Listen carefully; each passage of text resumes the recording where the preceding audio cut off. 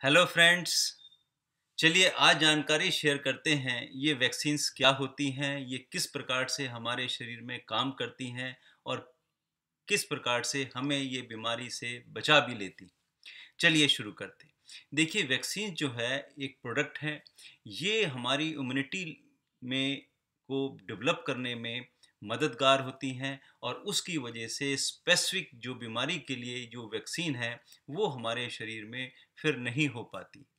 तो वैक्सीन जो है बेसिकली या तो इंजेक्शन के तौर पे दी जाती हैं या मुंह से ओरली पिलाई जाती हैं या नोज के द्वारा नेजल स्प्रे करके ये दी जाती। अब ये वैक्सीन जो है हमारी बॉडी के इम्यून सिस्टम को ट्रेनिंग देती हैं कि जिसकी वजह से हमारे शरीर में इस बीमारी के अगेंस्ट जो जिस स्पेसिफिक वैक्सीन हमने बनाई है वैसी बीमारी भविष्य में हमें ना हो सके, इसलिए वैक्सीन का देना। ऐसी बहुत सारी बीमारियां हैं जिसके लिए मेडिकल साइंस ने वैक्सीन्स डेवलप की हुई हैं और उसकी वजह से बहुत से लोगों की जान बच जाती है और ये बीमारी के जो कॉम्प्लिकेशंस होने होते हैं वो भी नहीं हो पाते।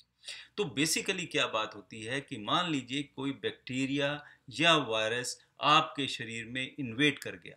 तो क्या होता है हमारी बॉडी को पता लग जाता है, हमारी इम्यूनिटी जो सिस्टम को पता लग जाता है कि शरीर में कोई वायरस या बैक्टीरिया की एंट्री हो गई। तो उसके अगेंस्ट क्या होता है कि जो हमारा ब्लड है इसमें डब्ल्यूबीसी होते हैं। डब्ल्यूबीसी के जो लिम्फोसाइट्स होते हैं वो उन पर अटैक करते हैं और उन्हें इंगल्फ कर कर या उनके चारों तरफ एक पुलिसमैन का जैसे बॉर्डर बना देते हैं, जिससे कि वो शरीर में इन्फेक्शन ना हो और साथ ही साथ एंटीबॉडीज़ का प्रोडक्शन हो जाता है और वो एंटीबॉडीज़ जो हैं और डबल फोर्स से आकर उस बैक्टीरियाज को, उन वायरसेस को किल कर देते हैं और ख़त्म कर देते हैं। लेकिन होता क्या है कि मान लीजिए किसी की इम्यूनिटी लेवल डाउन है,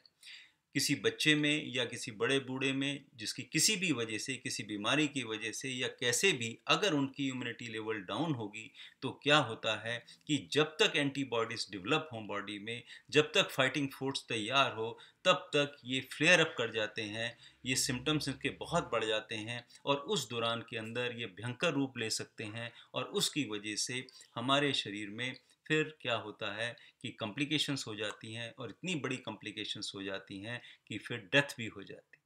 तो इस प्रकार से ये सारी घटना घटती है। लेकिन अगर ये हम पास्ट में अगर किसी भी वजह से इन बैक्टीरियाज के या वायरस के एक्सपोज हो चुके हैं, तो क्या होगा कि ऑलरेडी शरीर में इम्यूनिटी डेवलप हो चुकी होती है, तो उसकी वजह से भविष्य में वो बीमारियां फिर नहीं लगती। तो इसलिए मेडिकल साइंस ने ये वैक्सीन्स का को बनाया, रिसर्च की और उसकी वजह से फिर क्या होता है कि ये वैक्सीन जिन जिन को लग जाती है उनको ये खतरे फिर कम हो जाते हैं।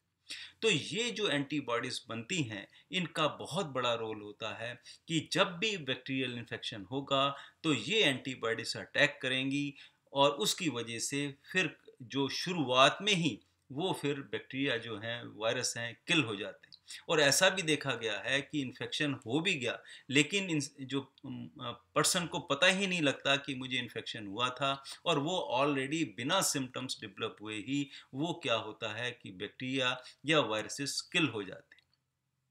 इसलिए वैक्सीन्स का बनना बहुत ज़्यादा ज़रूरी बना और वो ऐसी बहुत सारी वायरल इन्फेक्शंस हैं जिनकी वजह से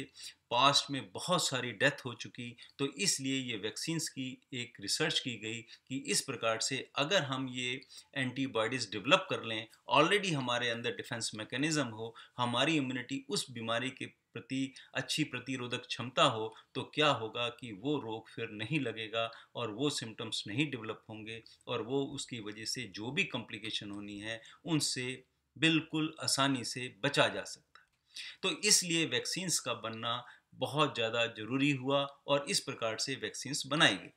अब देखिए वैक्सीन्स बनाने के लिए हमें क्या करना है कि हम डायरेक्ट वायरस या बैक्टीरिया तो बॉडी में डाल नहीं सकते, क्योंकि वो फ्लेयर अप हो जाएंगे और उसकी वजह से बीमारी बढ़ जाती।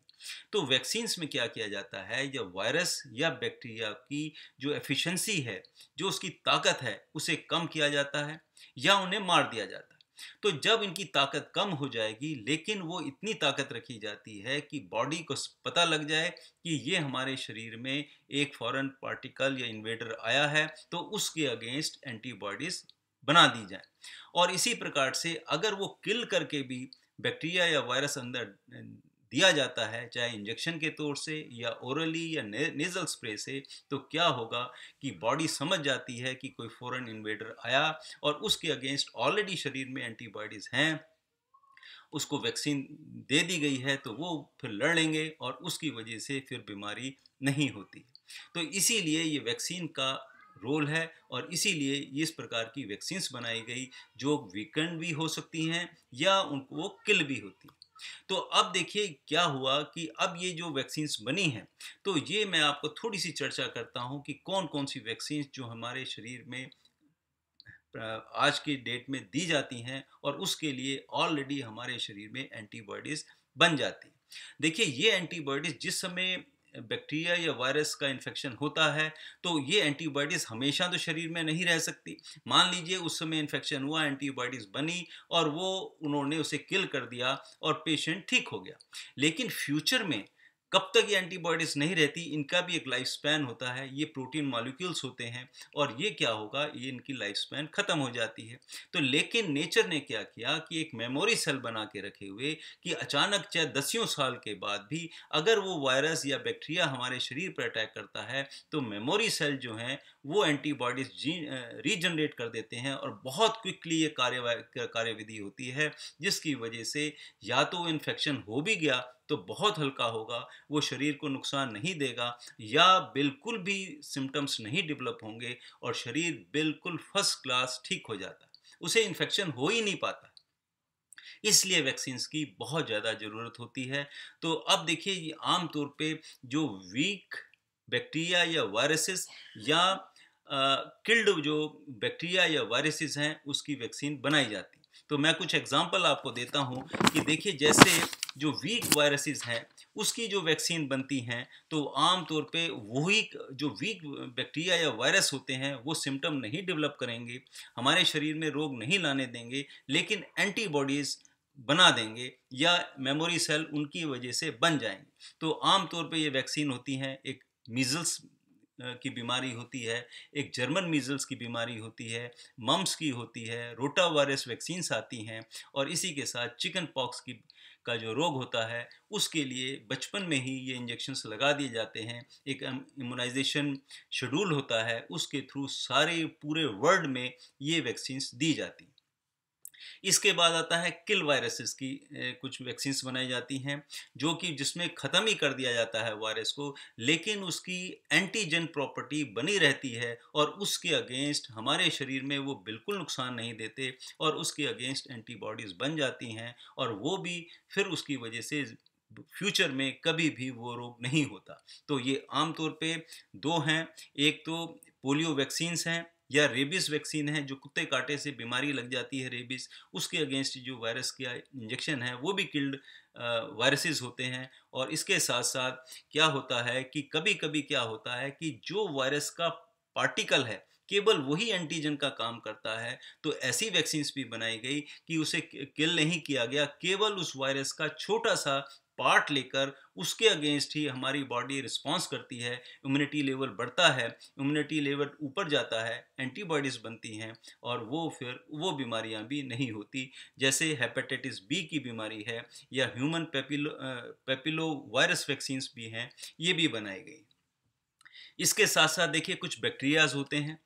जो बैक्टीरिया क्या करते हैं कि वो टॉक्सिन सिक्रीट करते हैं, वो अपने शरीर से वो खुद नुकसान नहीं देते, लेकिन उनके शरीर में से जो टॉक्सिन निकलते हैं वो भी बहुत ज़्यादा नुकसान दे देते हैं। तो उसके लिए भी वैक्सीन्स बनाई गई, जैसे टेटनस की वैक्सीन बनाई जाती है जो टॉक्सिन से बनती है, या एक डिप्थीरिया की वैक्सीन्स होती है वो भी टॉक्सिन से बनती है। तो ऐसी वैक्सीन्स को क्या करते हैं, उनके टॉक्सिन्स को केमिकली ट्रीटेड किया जाता है, फिर उन्हें टॉक्सॉइड कहा जाता है और इस प्रकार से वो वैक्सीन भी काम करती हैं। इसी प्रकार से वूफिंग कफ का भी एक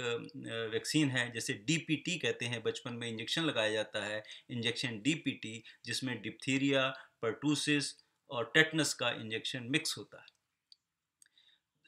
इसी इसी प्रकार से कुछ ऐसी बैक्टीरिया होते हैं जिनके ऊपर शुगर कोटेड किया जाता है, या उसके बाद शुगर कोटेड के बाद एक प्रोटीन की कवरिंग दी जाती है, जिससे कि वो बैक्टीरिया जो हैं हमारे शरीर को नुकसान ना दे सकें और हमारे शरीर उसके अगेंस्ट एंटीबॉडीज़ बना दे। तो इसमें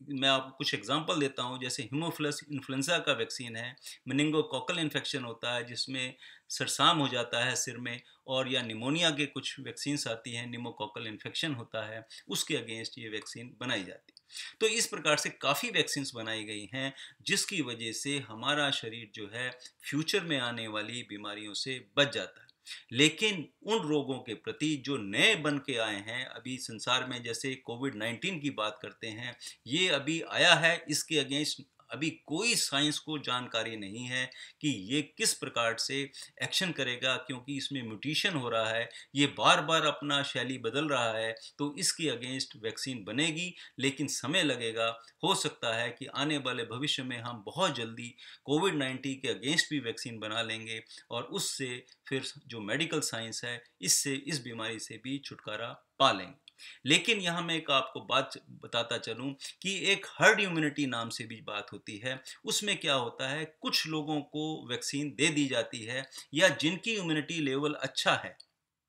उन्हें एक्सपोज कर दिया जाता है कि वो इस वायरस के अगेंस्ट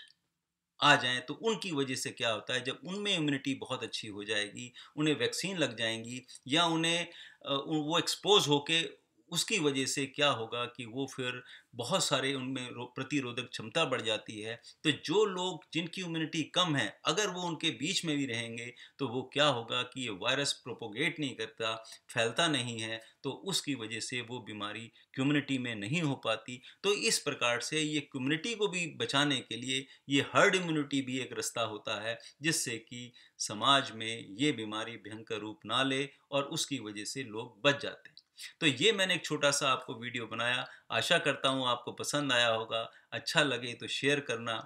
और लोगों को भी इन्हें बताइएगा। और अगर आप फर्स्ट टाइम मेरे चैनल पर आए हैं तो कृपया करके सब्सक्राइब भी करें, और इस प्रकार की जो मैं नॉलेज आपसे शेयर करता हूँ उसका आपको भी फ़ायदा होगा। इसी के साथ मैं आपसे अलविदा चाहता हूँ। फिर मिलेंगे, किसी और वीडियो पे चर्चा करेंगे। तब तक के लिए नमस्कार, बाय बाय, थैंक यू।